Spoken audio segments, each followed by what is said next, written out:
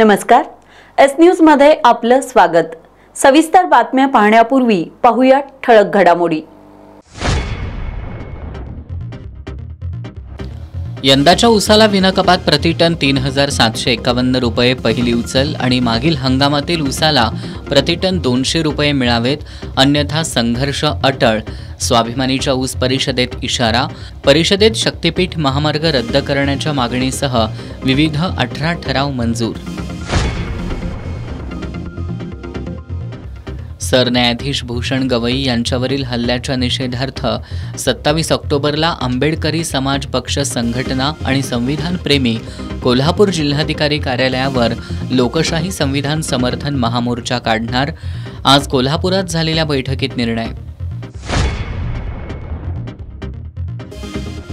राज्यसभा खासदार धनंजय महाडिकांनी शाळांमध्ये वाटलेल्या नरेंद्र मोदी @75 पुस्तिकेला संविधान सन्मान युवा प्रतिष्ठान आणि वंचित बहुजन आघाडीचा विरोध। शिक्षण उपसंचालक कार्यालयाला निवेदन सादर करत पुन्हा असा प्रकार घडला तर आंदोलन करण्याचा दिला इशारा। गोकुळ दूध संघ लवकरच दूध उत्पादकांच्या हिताचा निर्णय जाहीर करेल। माजी चेअरमन आणि ज्येष्ठ संचालक अरुण डोंगळे यांची सूचक प्रतिक्रिया। आणि बारशाच्या कार्यक्रमात नृत्यांगना नाचवल्या। करवीर तालुक्यातील नंदगावमधील संतापजनक प्रकार। हे आहे GTPL SPN डिजिटल नेटवर्क आणि आपण पाहत आहात चॅनल एस।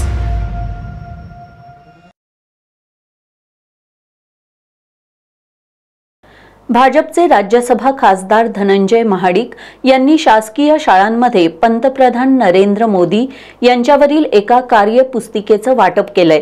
यामध्ये धार्मिक बाबींचा त्याचबरोबर RSSचा उल्लेख आहे। यावर संविधान सन्मान युवा प्रतिष्ठान आणि वंचित बहुजन आघाडीनं आक्षेप घेतलाय।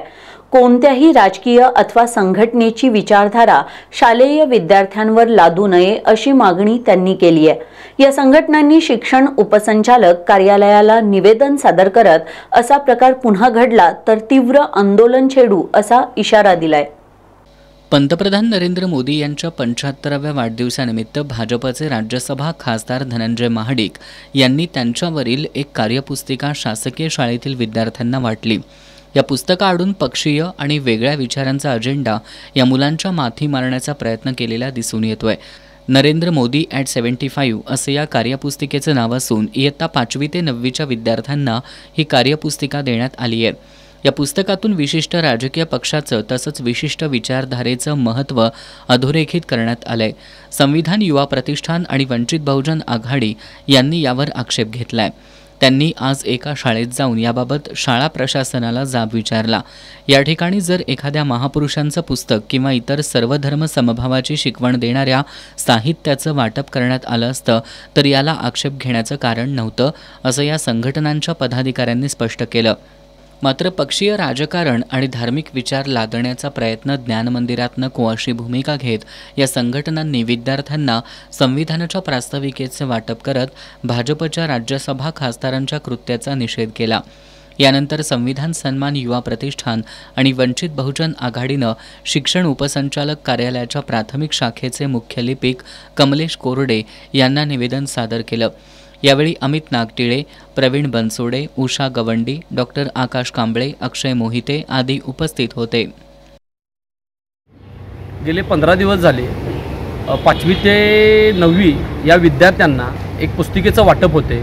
त्या पुस्तिकेमध्ये सरळ राजकीय पक्ष, राजकीय नेते आणि काही संघटनांचा त्यामागे एक प्रचार प्रसार करण्याचं एक काम चालू आहे। पण शैक्षणिक धोरणानुसार शासकीय स्तरावर शासकीय कार्यालयांमध्ये कोणत्याही राजकीय पक्षाचा प्रचार प्रसार, नेत्यांचा प्रचार प्रसार करता येणार नाही असं ही शासनाचं धोरण सांगते। पण या ठिकाणी मात्र सर्रास त्याचं उल्लंघन होताना दिसत आहे। त्यासाठी आम्ही जिल्हा परिषद असतील, महानगरपालिकेचे शिक्षण संचालक असतील त्यांना आम्ही भेटून संघटनेच्या वतीने एक निवेदन देणार आहोत की अशा स्वरूपाच्या पुस्तिका ज्या वाटप होत आहेत त्या तात्काळ थांबवण्यात याव्यात। या जर पुस्तिका पुढील काळात जर का थांबल्या नाहीत आणि पुढील काळात जर का हे प्रकरण थांबलं नाही तर संघटनेच्या माध्यमातून एक मोठ्या स्वरूपाचं आंदोलन शिक्षण स्तरावर केलं जाईल। यामागे आम्ही हा इशारा देत आहोत। या कार्यपुस्तिकेत एकूण 75 प्रकरणांचा समावेश आहे. यात चला बनवूया मोदीजींचा मुखवटा, संघ शाखेतून घडलेला नेता, आणीबाणी काळ, काश्मीर दहशतवाद, नमो नमोचा जप, कलम 370 रद्द, अयोध्येतील श्रीराम मंदिर, न खाऊंगा न खाने दूंगा अशा प्रकरणांचा समावेश आहे. शाळेतील विद्यार्थ्यांवर होणारे हे संस्कार हे त्यांच्या आयुष्यभर लक्षात राहतात. मग या माध्यमातून धर्मांध पिढी घडवायची का असा सवाल उपस्थित होतोय. सध्या सगळीकडे धार्मिक ध्रुवीकरण केलं जात असताना शाळेसारखं पवित्र ठिकाण तरी यापासून लांब ठेवावं अशी सर्वसामान्यांची अपेक्षा असून जबाबदार लोकप्रतिनिधींनी आपल्या पदाची शपथ घेताना काय म्हटलं होतं याचं तरी भान ठेवणं अपेक्षित आहे. घरातील बारशाच्या कार्यक्रमात बारबाला आणून अश्लील नृत्य करत धिंगाणा घालणाऱ्या करवीर तालुक्यातील नंदगाव इथल्या 6 जणांसह 2 बारबालांना इस्पुर्ली पोलिसांनी ताब्यात घेतलंय. बुधवारी रात्री उशिरा पोलीस निरीक्षक MS शेख यांनी ही कारवाई केली. करवीर तालुक्यातील नांदगाव इथं रणजित पोवार हे कुटुंबियांसमवेत राहतात. बुधवारी पोवार यांच्या घरात बारशाचा कार्यक्रम होता. दुपारी बारशाचा कार्यक्रम पार पडल्यानंतर सायंकाळी रेणुका मंदिराच्या मागील सार्वजनिक ठिकाणी मित्रपरिवाराला घेऊन बारबालांना आणून अश्लील नृत्य करत धिंगाणा घालणाऱ्या 6 जणांना इस्पुर्ली पोलिसांनी ताब्यात घेतलंय. रणजित पोवार, मिथुन पोवार, अनिल पोवार, सचिन पवार, राजकुमार चव्हाण, राहुल जाधव अशी त्यांची नावं आहेत. या कारवाईत 2 बारबालांनाही ताब्यात घेतलंय. पोलीस निरीक्षक MS शेख यांच्या पथकानं बुधवारी रात्री उशिरा ही कारवाई केली. कागल तालुक्यातील अर्जुनवाड इथं एका अल्पवयीन मुलीवर लैंगिक अत्याचार केल्याप्रकरणी आरोपी बळवंत लक्ष्मण माने याला प्रमुख जिल्हा आणि सत्र न्यायाधीश कविता अग्रवाल यांनी 7 वर्ष सश्रम कारावासाची शिक्षा सुनावली आहे. या खटल्यात सरकार पक्षाच्या वतीनं ॲडव्होकेट SS इंगळे यांनी काम पाहिलंय. अर्जुनवाडच्या बळवंत माने यानं 4.5 वर्षाच्या मुलीवर लैंगिक अत्याचार केल्याची घटना 15 जानेवारी 2022 रोजी घडली होती. या प्रकरणी पीडितेच्या नातेवाईकांनी दिलेल्या फिर्यादीवरून बळवंत माने याच्या विरोधात मुरगुड पोलिसात गुन्हा दाखल करण्यात आला होता. या प्रकरणी मुरगुड पोलीस ठाण्याच्या तत्कालीन पोलीस उपनिरीक्षक मोनिका खडके यांनी तपास करून संशयित बळवंत मानेविरोधात न्यायालयात दोषारोपपत्र दाखल केलं होतं. या खटल्यात प्रमुख जिल्हा आणि सत्र न्यायाधीश कविता अग्रवाल यांनी सरकारी वकिलांचा युक्तिवाद आणि त्यांनी सादर केलेले साक्षी पुरावे ग्राह्य मानून अल्पवयीन मुलीवर लैंगिक अत्याचार करणाऱ्या आरोपी बळवंत माने याला 7 वर्ष सश्रम कारावासाची शिक्षा सुनावली आहे. सरकारी वकील ॲडव्होकेट SS इंगळे यांनी ही माहिती दिली आहे. दिनांक 15/1/2022 रोजी लक्ष्मण बळवंत माने वय वर्ष 65 याने अर्जुनवाडा तालुका कागल येथे एक 4 वर्षाच्या अल्पवयीन मुलीवर लैंगिक अत्याचार केला होता आणि त्याची आज प्रमुख जिल्हा न्यायाधीश मेहरबान कविता अग्रवाल मॅडम सो यांनी आज त्यामध्ये आरोपीला पोक्सो अंतर्गत पोक्सो सेक्शन 9 आणि 10 अंतर्गत 7 वर्षाची शिक्षा सश्रम कारावास दिलेली आहे आणि 1,000 फाईन ठोठावली आहे. या खटल्यात मुरगुड पोलीस ठाण्याचे पैरवी अधिकारी मधुकर संकपाळ आणि संजय पाटील यांनी महत्त्वाची भूमिका बजावली. कोल्हापूर महानगरपालिकेत आज मतदार यादी संदर्भात प्रशिक्षण आयोजित करण्यात आलं होतं. प्रभाग रचनेनुसार प्रारूप मतदार यादीचं काम 28 ऑक्टोबरपर्यंत पूर्ण होणार असून अंतिम मतदार यादी 6 नोव्हेंबर 2025 रोजी प्रसिद्ध केली जाणार आहे. दरम्यान नागरिकांनी प्रारूप मतदार यादी प्रसिद्ध झाल्यानंतर त्यावर आपल्या हरकती दाखल कराव्यात असं आवाहन अतिरिक्त आयुक्त रविकांत आडसूळ यांनी केलंय. माननीय राज्य निवडणूक आयोगाच्या मार्गदर्शक सूचनांच्या अनुषंगाने प्रारूप प्रभागरचना अंतिम प्रभागरचना प्रसिद्ध करण्यात आलेली आहे. त्यानंतर मतदार याद्या ह्या प्रभागनिहाय फोडण्याचा कार्यक्रमसुद्धा निश्चित करण्यात आलेला आहे. त्याचाच एक भाग म्हणून आज कोल्हापूर महानगरपालिकेमध्ये सर्व सहाय्यक आयुक्त, उपशहर अभियंता, सर्व पर्यवेक्षक यांची ट्रेनिंग घेण्यात आलेलं आहे, जेणेकरून पुढच्या 8 दिवसामध्ये सर्व मतदारांच्या सर्वे करून मतदार संघनिहाय वॉर्डनिहाय याद्या फोडण्याचा कार्यक्रम होणार आहे. त्यामुळे नागरिकांना आवाहन आहे की पुढील काही दिवसामध्ये BLO आणि पर्यवेक्षकांच्या मार्फत सर्वेक्षण करण्यासाठी महानगरपालिकेचे कर्मचारी, इतर कर्मचारी BLO म्हणून येतील आणि प्रत्येक नागरिकांचे मतदार हे कोणत्या वॉर्डमध्ये आहे हे निश्चित होणार असल्यामुळं नागरिकांनी सतर्क राहून याबाबतची योग्य ती माहिती द्यावी. ही प्रारूप मतदार यादी प्रसिद्ध केल्यानंतर हरकती आणि सूचना घेण्यासाठी सुद्धा कालावधी मिळणार आहे. ज्यांची नावे इतर वॉर्डमध्ये गेले असतील किंवा काही तांत्रिक चुका असतील तर हरकती घेऊन त्या अंतिम करण्यापूर्वी त्याच्याबाबत निर्णय घेणं सोयीचं होणार आहे. आमदार सतेज पाटील गटाचे श्रीधर कदम यांची उंचगाव ग्रामपंचायतीच्या उपसरपंचपदी बिनविरोध निवड करण्यात आली आहे. शिवानी सूरज पाटील यांचा कार्यकाळ पूर्ण झाल्यानं त्यांनी उपसरपंच पदाचा राजीनामा दिला होता. नूतन उपसरपंच श्रीधर कदम यांनी आमदार सतेज पाटील यांच्या मार्गदर्शनाखाली उंचगावच्या विकासासाठी कटिबद्ध राहणार असल्याची ग्वाही दिली. उचगाव ग्रामपंचायतीच्या उपसरपंच शिवानी पाटील यांनी कार्यकाळ संपल्यानंतर उपसरपंच पदाचा राजीनामा दिला होता. त्यानंतर नूतन उपसरपंच निवडीपूर्वी उचगावचे सरपंच मधुकर चव्हाण यांच्या नेतृत्वाखालील शिष्टमंडळानं आज आमदार सतेज पाटील यांची त्यांच्या निवासस्थानी भेट घेतली होती. यानंतर उचगाव ग्रामपंचायतीच्या झालेल्या विशेष सभेत उपसरपंच पदासाठी प्रक्रिया राबवण्यात आली. सभेच्या अध्यक्षस्थानी सरपंच मधुकर चव्हाण होते. यावेळी श्रीधर कदम यांची उपसरपंचपदी बिनविरोध निवड करण्यात आली.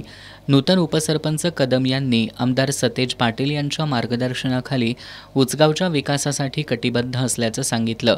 यावेळी सदस्य शिवानी पाटील, शीला मोरे, तुषार पाटील, सारिका माने, वैजयंती यादव, विराग करी, सुनीता चव्हाण, अरविंद शिंदे, नीता हावळ, संदीप पाटील, राहुल मोळे, मयुरा चव्हाण, ग्रामपंचायत अधिकारी राजेंद्र गाढवे उपस्थित होते. दरम्यान या निवडीनंतर ग्रामपंचायत कर्मचाऱ्यांना 1 महिन्याचं वेतन, त्याचबरोबर दिवाळी बोनस म्हणून कर्मचाऱ्यांना 2 वेतनाच्या रक्कमेचे धनादेश मान्यवरांच्या हस्ते देण्यात आले.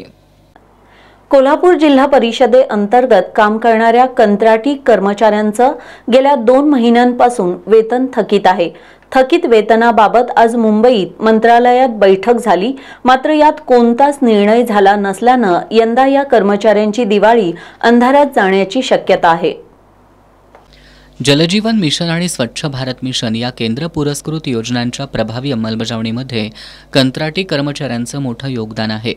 त्याचबरोबर राष्ट्रीय आरोग्य अभियानातील कर्मचारी आरोग्याच्या अनेक योजना प्रभावीपणे राबवत आहेत. मात्र या कर्मचाऱ्यांना ऑगस्ट आणि सप्टेंबर या 2 महिन्यांचं वेतन मिळालेलं नाही. कोल्हापूर जिल्ह्यात सुमारे 950 कर्मचारी काम करतात. दिवाळी तोंडावर असताना वेतन न मिळाल्यानं दिवाळी कशी साजरी करणार असा सवाल त्यांनी उपस्थित केलाय. अनेकांनी बचतीचे पैसे खर्चासाठी वापरलेत. महागाई आणि इतर खर्चामुळे खिशात आता काहीच शिल्लक राहिलेलं नाही. थकीत वेतन मिळावं यासाठी प्रत्येक जिल्ह्याच्या मुख्य कार्यकारी अधिकाऱ्यांना निवेदनं सादर करण्यात आली आहेत. जलजीवन मिशन अंतर्गत काम करणाऱ्या कंत्राटी कर्मचाऱ्यांनी राज्य पाणीपुरवठा आणि स्वच्छता विभागाशी संपर्क साधला असता केंद्र सरकारकडून निधी प्राप्त झाला नसल्याचं सांगितलं जातंय. त्यामुळे कर्मचाऱ्यांमध्ये तीव्र नाराजी आहे. जिल्हा आणि तालुका स्तरावर कार्यरत असणारे कंत्राटी कर्मचारी अत्यल्प वेतनावर काम करतायत. यातूनच त्यांना घरगुती खर्च, मुलांच्या शिक्षणाचा खर्च, आरोग्यावरील खर्च भागवावा लागतोय. दिवाळीच्या तोंडावर खर्च करायला पैसे कुठून आणायचा असा प्रश्न कर्मचाऱ्यांना पडलाय. दरम्यान थकीत वेतनाबाबत आज मुंबईत मंत्रालयात बैठक झाली. मात्र या बैठकीत कोणताच निर्णय झाला नसल्यानं या कर्मचाऱ्यांची दिवाळी यंदा अंधारातच जाण्याची भीती व्यक्त होतीये. डी बेंचर रक्कम कपातीच्या मुद्द्यावरून आज गोकुळ दूध संघाच्या कार्यालयावर मोर्चा काढण्यात आला. या पार्श्वभूमीवर गोकुळचे माजी चेअरमन आणि ज्येष्ठ संचालक अरुण डोंगरे यांनी गोकुळ दूध संघ दूध उत्पादक सभासदांच्या हिताचा विचार करून दिवाळीपूर्वी गोड बातमी देईन अशी ग्वाही दिली. गोकुळ दूध संघाकडून यावर्षी दूध संस्थांना फरक रक्कम देताना कपात करण्यात आली आहे. या पार्श्वभूमीवर आज मोर्चा काढण्यात आला. मोर्चाच्या सुरुवातीलाच मोर्चेकऱ्यांनी पोलिसांशी वाद घालत गाई म्हशींना पुढं करत गोंधळ घातला. विरोधी गटानं नेतृत्व केलेला मोर्चा धैर्यप्रसाद हॉल चौकातून गोकुळच्या ताराबाई पार्क कार्यालयाबाहेर आला.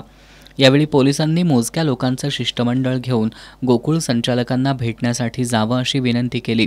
मात्र मोर्चेकऱ्यांनी थेट गाई म्हैशी घेऊन गोकुळ कार्यालयाच्या प्रवेशद्वारावर असलेल्या पोलिसांकडे गेले आणि जनावरांसह आत घुसण्याचा आग्रह धरला. यावेळी पोलीस आणि मोर्चेकरी यांच्यात बराच वेळ वादावादी सुरू होती. यावेळी काही पोलिसांची आंदोलकांबरोबर झटापट देखील झाली.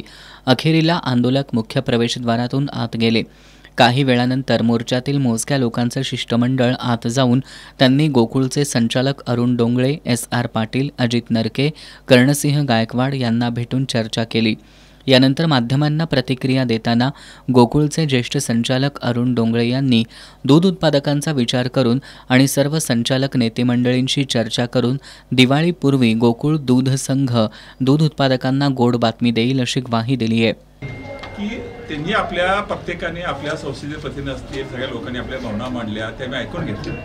प्रत्येकाने आपले नवीन वेगवेगळे विषय मांडले. त्यांना जे वाटतं ते मांडल्यानंतर आम्ही त्यांना एक विनंती केली की तुमचं आम्ही सगळं आता ऐकून घेतलेलं आहे. आता आम्ही काय बोलत असेल तर तुम्ही शांतून ऐकून घ्यायचं. नंतर तुम्हाला काय पाहिजे तुम्ही विचारू शकता. त्याप्रमाणे मी माझ्या पद्धतीने सगळा त्यांना खुलासा केला. आकडेवारीचा खुलासा अजित नरकेने केला. म्हणजे संचालक त्यांचे काही फिगर्स होते ते त्यांनी सगळ्या ताळेबंद सगळ्या दिल्या. आणि त्यानंतर आम्ही सांगितलं की आता हा ताळेबंद सगळा झालेला आहे. ह्यात काय करता येतं. पण उत्पादकाचा विचार केल्यामुळं उत्पादकाचा विचार करून आज संचालक बोर्ड इथं सगळं हजर नाही आहे. चेअरमन आमच्या इथं नाही आहेत. त्यांच्यासोबत चर्चा करून नेतेपुढे चर्चा करू. उद्या आम्ही तुम्हाला काय तर आहे तर तुम्हाला दिवाळी दिवशी तोडणार आम्ही तुम्हाला गोड बातमी देऊ एवढंच त्यांना सांगितलं. दरम्यान या मोर्चावेळी मोठा पोलीस बंदोबस्त तैनात होता. पोलीस उपअधीक्षक तानाजी सावंत, प्रिया पाटील, पोलीस निरीक्षक संतोष डोके यांच्यासह पोलीस कर्मचारी मोठ्या संख्येनं उपस्थित होते. सर्वोच्च न्यायालयाचं कामकाज सुरू असताना राकेश तिवारी या माथेफिरू वकिलानं सरन्यायाधीश भूषण गवई यांच्यावर हल्ला करण्याचा प्रयत्न केला होता. या घटनेचा देशभरातून तीव्र निषेध होतोय. कोल्हापुरातील बिंदू चौकात हुतात्मा क्रांती सामाजिक संस्था आणि बी वॉर्ड अन्याय निवारण कृती समिती यांच्या वतीनं लाक्षणिक उपोषण आणि धरणं आंदोलन करण्यात आलं. सर्वोच्च न्यायालयाचं कामकाज सुरू असताना सरन्यायाधीश भूषण गवई यांच्यावर वकील राकेश किशोर यानं बूट फेकण्याचा प्रयत्न केला होता. या घटनेचा निषेध करण्यासाठी कोल्हापुरातील बिंदू चौकात हुतात्मा क्रांती सामाजिक संस्था आणि बी वॉर्ड अन्याय निवारण कृती समितीनं लाक्षणिक उपोषण आणि धरणं आंदोलन केलं. न्यायसंस्थेच्या प्रतिष्ठेचं संरक्षण करणं सरकारचं कर्तव्य असून राकेश किशोर यांच्यावर कडक कायदेशीर कारवाई व्हावी अशी मागणी करण्यात आली. आंदोलनात मुसाभाई शेख, राजेश पार्टे, प्रवीण मोहिने, अनिल कोळेकर, दीपक मेचर, सुनील हंकारे, संजय मंगसुळे, RD पाटील, पद्माकर कापसे यांच्यासह कार्यकर्ते उपस्थित होते. कोल्हापुरातील तावडे हॉटेल चौकात असलेल्या शहराच्या स्वागत कमानीची दुरावस्था झाली आहे. या कमानीची आज आमदार राजेश क्षीरसागर यांनी पाहणी करत तात्काळ ही कमान उतरवून घेण्याच्या सूचना केल्या. या ठिकाणच्या नवीन प्रवेशद्वारासाठी 3 कोटी रुपये मंजूर करण्यात येणार असल्याचं त्यांनी सांगितलं. कोल्हापूर शहराच्या स्वागत कमानीची प्रचंड दुरावस्था झाली आहे. अनेक ठिकाणी याची पडझड झाली आहे. धोकादायक स्थितीत कमानी खालून अनेक वाहनांची ये जा सुरू असल्यानं एखादी दुर्दैवी घटना घडण्याची शक्यता होती. 2 दिवसांपूर्वी दुरावस्था झालेल्या कमानीचा व्हिडिओ व्हायरल झाल्यानंतर तात्काळ महानगरपालिकेच्या आयुक्त आणि अधिकाऱ्यांनी कमानीची पाहणी केली होती. महानगरपालिकेच्या पॅनलवरील स्ट्रक्चरल इंजिनियर प्रशांत हडकर यांच्याकडून स्ट्रक्चरल ऑडिट करून तात्काळ पुढील कारवाई करण्याच्या सूचना त्यांनी दिल्या होत्या. दरम्यान आज महाराष्ट्र राज्य नियोजन मंडळाचे कार्यकारी अध्यक्ष आमदार राजेश क्षीरसागर यांनी अतिरिक्त आयुक्त रविकांत अडसूळ आणि इतर अधिकाऱ्यांच्या सोबत कमानीची पाहणी केली. ही कमान येत्या 3 ते 4 दिवसात उतरून घेण्याच्या सूचना त्यांनी दिल्या. या ठिकाणच्या नवीन प्रवेशद्वारासाठी 3 कोटीचा निधी तात्काळ मंजूर करण्यात येणार असल्याची माहिती त्यांनी दिली. आणि तातडीने या 2-4 दिवसामध्ये ही कमान डिमॉलिश करून नवीन कमान जी आपल्याला करायची आहे या संदर्भात स्पर्धा डिझाईनची स्पर्धा घेण्याचा निर्णय आज या ठिकाणी झालेला आहे. आणि अतिशय सुंदर अशी कमान छत्रपती शाहू महाराजांच्या या जिल्ह्याला शहराला शोभेची कमान या ठिकाणी करण्याचा निर्णय आम्ही घेतलेला आहे. आणि यासाठी मी सन्माननीय पालकमंत्र्यांशी देखील सकाळी बोललेलो आहे. या ठिकाणी तातडीचे 3 कोटी रुपये आज आम्ही या ठिकाणी जाहीर करत आहोत. यावेळी शहर अभियंता रमेश मस्कर, प्रजासत्ताक सामाजिक संघटनेचे दिलीप देसाई, अविनाश कामते यांच्यासह पालिकेचे अधिकारी उपस्थित होते. सर्वोच्च न्यायालयाचे न्यायाधीश भूषण गवई यांच्यावर वकिलानं हल्ल्याचा प्रयत्न केला होता. या घटनेच्या निषेधार्थ करवीर तालुक्यातील बहुजन समाज आणि सर्व पक्षीयांच्या वतीनं इस्पुर्ली पोलीस ठाण्यावर मोर्चा काढण्यात आला. यावेळी आंदोलकांनी हल्लेखोर आणि सरकार विरोधात घोषणांनी परिसर दणाणून सोडला होता. सर्वोच्च न्यायालयाचे सरन्यायाधीश भूषण गवई यांच्यावर राकेश किशोर तिवारी या वकिलानं हल्ल्याचा प्रयत्न केल्याचे तीव्र पडसाद सर्वत्र उमटले। या घटनेच्या निषेधार्थ करवीर तालुक्यातील बहुजन समाज आणि विविध पक्ष संघटनांच्या वतीनं इस्पुर्ली पोलीस ठाण्यावर धडक मोर्चा काढला। यावेळी हल्लेखोरावर कठोर कारवाईची मागणी करत आंदोलकांनी घोषणाबाजी करत निदर्शनं केली। पोलीस निरीक्षक मुदस्सर शेख यांना मागणीचं निवेदन देण्यात आलं। लाल बावटा बांधकाम कामगार संघटनेचे जिल्हा सचिव शिवाजी मगदूम, तालुका अध्यक्ष कॉम्रेड आनंदा कराडे, RPI गवई गटाचे जिल्हाध्यक्ष पांडुरंग कांबळे, संतोष राठोड, शशिकांत कांबळे, शिवसेनेचे अमर महाडेश्वर, भीमराव कांबळे, सागर कांबळे, राष्ट्रीय काँग्रेसचे गजानन पाटील, रमेश कांबळे, संभाजी ब्रिगेडचे भगवान कोईगडे, व्हाईट आर्मीचे समीर घारे, ब्लॅक पॅन्थरचे विजय माने, वामन कांबळे यांच्यासह विविध पक्ष संघटनेतील पदाधिकारी आंदोलनात सहभागी झाले होते। पट्टण कोडोलीतील विठ्ठल बिरदेवाच्या गेल्या 4 दिवसांपासून सुरू असलेल्या यात्रेची आज सांगता झाली।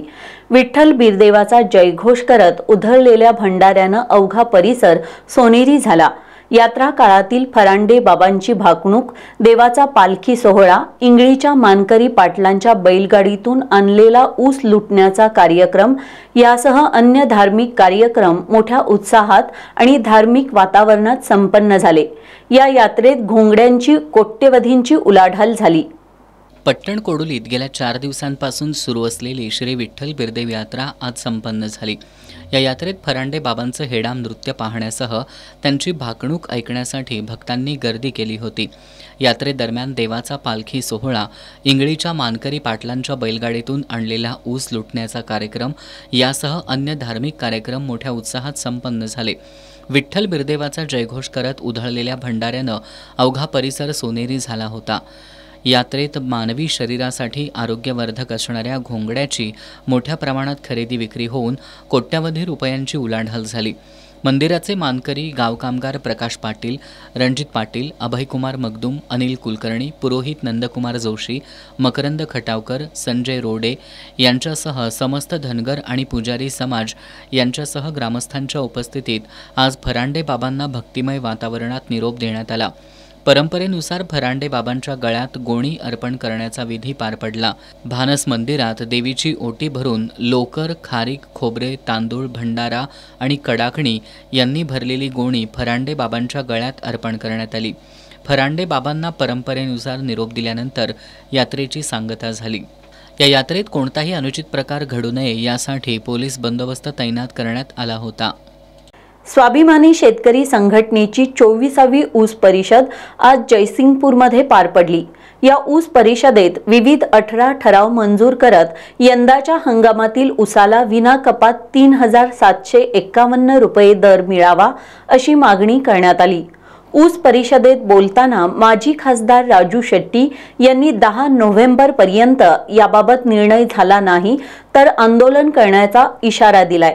या परिषदेत शेतकऱ्यांचा 7/12 कोरा करण्याच्या मागणीसाठी अमरावती, नागपूर लॉंग मार्च काढण्याचा निर्णय घेण्यात आलाय। जयसिंगपुरातील विक्रमसिंह मैदानावर आज स्वाभिमानी शेतकरी संघटनेच्या 24व्या ऊस परिषदेचं आयोजन करण्यात आलं होतं।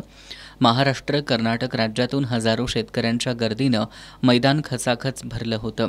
या परिषदेसाठी फुलांच्या उधळणीत माजी खासदार राजू शेट्टी यांचं स्वागत करण्यात आलं।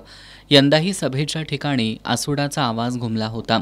या परिषदेत बोलताना राजू शेट्टी यांनी काटामारीच्या मुद्द्यावर मुख्यमंत्र्यांनी केलेल्या वक्तव्याचा समाचार घेतला। राज्यातील कारखानदार काटामारी करतात हे मी 10 वर्षांपूर्वी मुख्यमंत्री देवेंद्र फडणवीस यांना सांगितलं होतं। कारखानदार 5000 टन ऊसाचं एका दिवसात गाळप करून 10% काटामारी करतात, त्यातून 15 लाख रुपये मिळवतात। हा प्रकार भीषण असल्याचंही त्यांनी सांगितलं। या काटामारीचे पुरावेही 10 वर्षांपूर्वी मुख्यमंत्री देवेंद्र फडणवीस यांना दिले होते।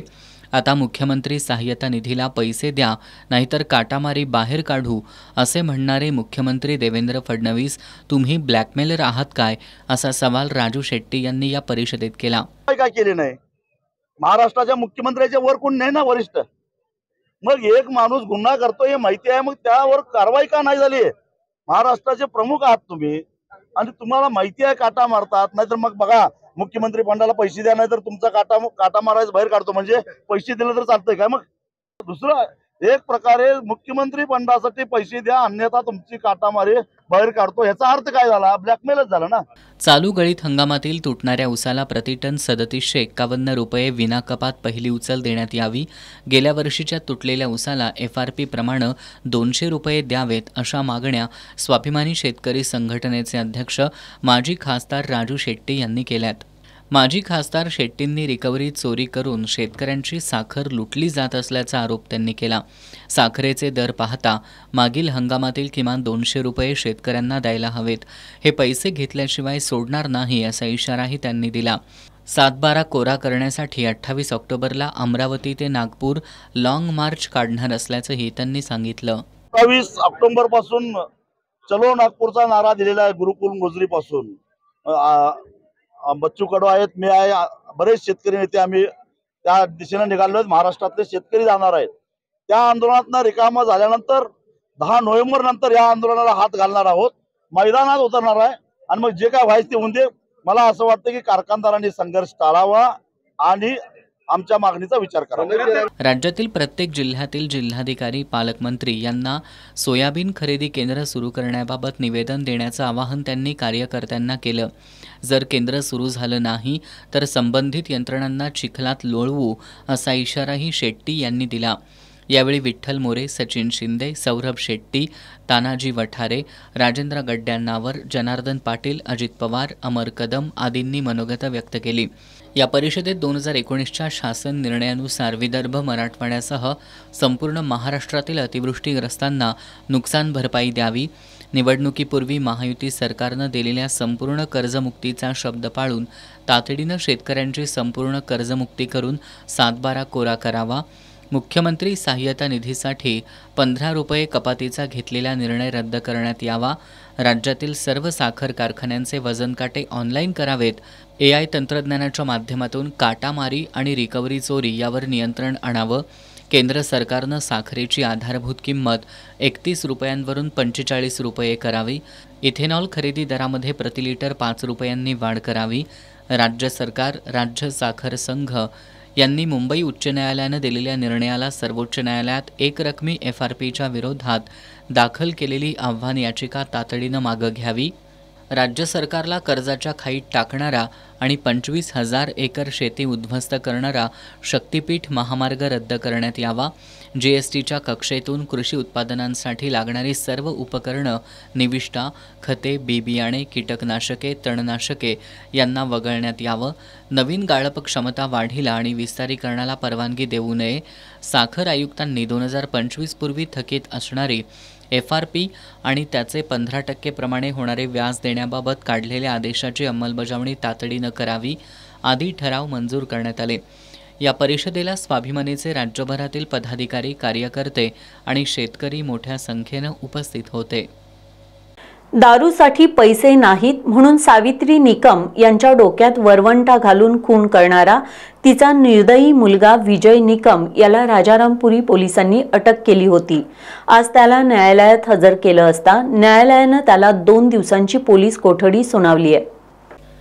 कोल्हापुरातील साळुंखे पार्कमधील भारतनगर परिसरात राहणाऱ्या सावित्री निकम यांचा त्यांच्या विजय या नशेबाज मुलानं खून केल्याचं काल उघडकीला आलं. रात्रंदिवस दारूच्या नशेत राहणाऱ्या विजयनं आईनं दारू पिण्यासाठी पैसे दिले नाहीत म्हणून तिच्या डोक्यात वरवंटा घालून तिला संपवलं. राजारामपुरी पोलिसांनी संशयित विजय निकमला तातडीनं अटक केली. त्याला आज न्यायालयात हजर करण्यात आलं. न्यायालयानं त्याला 2 दिवसांची पोलीस कोठडी सुनावली आहे. या प्रकरणी पोलीस निरीक्षक सुशांत चव्हाण यांच्या मार्गदर्शनाखाली सहाय्यक पोलीस निरीक्षक भारत साळुंखे या प्रकरणी अधिक तपास करतायत. सरन्यायाधीश भूषण गवई यांच्यावर वकिलानं केलेल्या हल्ल्याच्या निषेधार्थ 27 ऑक्टोबरला आंबेडकरी समाज पक्ष संघटना आणि संविधान प्रेमी यांच्या वतीनं कोल्हापूर जिल्हाधिकारी कार्यालयावर लोकशाही संविधान समर्थन महामोर्चा काढण्यात येणार आहे. 27 ऑक्टोबरला सकाळी 11 वाजता हा मोर्चा बिंदू चौकातून जिल्हाधिकारी कार्यालयावर काढण्यात येणार आहे. विविध आंबेडकरी आणि इतर समाज संघटनेच्या संयुक्त बैठकीत हा निर्णय घेण्यात आला. सर्वोच्च न्यायालयाचे सरन्यायाधीश भूषण गवई यांच्यावर 6 ऑक्टोबरला राकेश किशोर तिवारी या वकिलानं हल्ला करण्याचा प्रयत्न केला. याविरोधात देशभरातून तीव्र संताप व्यक्त करण्यात येतोय. याबाबत कोल्हापूरमधील आंबेडकरवादी पक्ष संघटना आणि विविध समाजाच्या वतीनं आज मिस क्लार्क बोर्डिंगमध्ये दुसऱ्यांदा बैठक घेण्यात आली. या बैठकीच्या अध्यक्षस्थानी ओबीसी समाजाचे नेते दिगंबर लोहार होते. यावेळी विविध पक्ष संघटना, समाजाचे पदाधिकारी आणि कार्यकर्ते उपस्थित होते. या बैठकीत सर्वांनी आपापले विचार मांडले. सर्वांच्या चर्चेनंतर 27 ऑक्टोबरला सकाळी 11 वाजता बिंदू चौकातून जिल्हाधिकारी कार्यालयावर महामोर्चा काढण्याची घोषणा प्राध्यापक शहाजी कांबळे यांनी केली. यामध्ये आंबेडकरवादी संघटना, ओबीसी, भटके विमुक्त, मातंग समाज अशा विविध पक्ष संघटना आणि समाज सहभागी होणार आहेत. लोकशाही संविधान समर्थन महामोर्चा या नावानं हा महामोर्चा काढण्यात येणार आहे. यामध्ये जवळपास 50,000हून अधिक संविधानप्रेमी सहभागी होतील असा विश्वास प्राध्यापक कांबळे यांनी व्यक्त केला. यावेळी दलित मित्र व्यंकप्पा भोसले, प्राध्यापक अशोक चोकाकर, नंदकुमार गोंधळी, रूपा वायदंडे, प्राध्यापक विजय काळेबाग, पांडुरंग कांबळे, सदानंद डिगे, अनंत मांडुकलीकर, दत्ता कवाळे, रणजित कवाळे, शिवाजीराव आवळे, सोमनाथ घोडेराव, ॲडव्होकेट प्रमोद शिंगाडे आदी उपस्थित होते. शेवटी पुन्हा एक नजर आजच्या ठळक घडामोडींवर. यंदाच्या उसाला विनाकपात प्रतिटन 3,751 रुपये पहिली उचल आणि मागील हंगामातील उसाला प्रतिटन 200 रुपये मिळावेत, अन्यथा संघर्ष अटळ. स्वाभिमानीच्या ऊस परिषदेत इशारा. परिषदेत शक्तीपीठ महामार्ग रद्द करण्याच्या मागणीसह विविध 18 ठराव मंजूर. सरन्यायाधीश भूषण गवई यांच्यावरील हल्ल्याच्या निषेधार्थ 27 ऑक्टोबरला आंबेडकरी समाज पक्ष संघटना आणि संविधानप्रेमी कोल्हापूर जिल्हाधिकारी कार्यालयावर लोकशाही संविधान समर्थन महामोर्चा काढणार. आज कोल्हापुरात झालेल्या बैठकीत निर्णय. राज्यसभा खासदार धनंजय महाडिकांनी शाळांमध्ये वाटलेल्या नरेंद्र मोदी @75 पुस्तिकेला संविधान सन्मान युवा प्रतिष्ठान आणि वंचित बहुजन आघाडीचा विरोध. शिक्षण उपसंचालक कार्यालयाला निवेदन सादर करत पुन्हा असा प्रकार घडला तर आंदोलन करण्याचा दिला इशारा. गोकुळ दूध संघ लवकरच दूध उत्पादकांच्या हिताचा निर्णय जाहीर करेल. माजी चेअरमन आणि ज्येष्ठ संचालक अरुण डोंगळे यांची सूचक प्रतिक्रिया. आणि बारशाच्या कार्यक्रमात नृत्यांगना नाचवल्या. करवीर तालुक्यातील नंदगावमधील संतापजनक प्रकार. याबरोबरच आजचं बातमीपत्र संपलं. नमस्कार.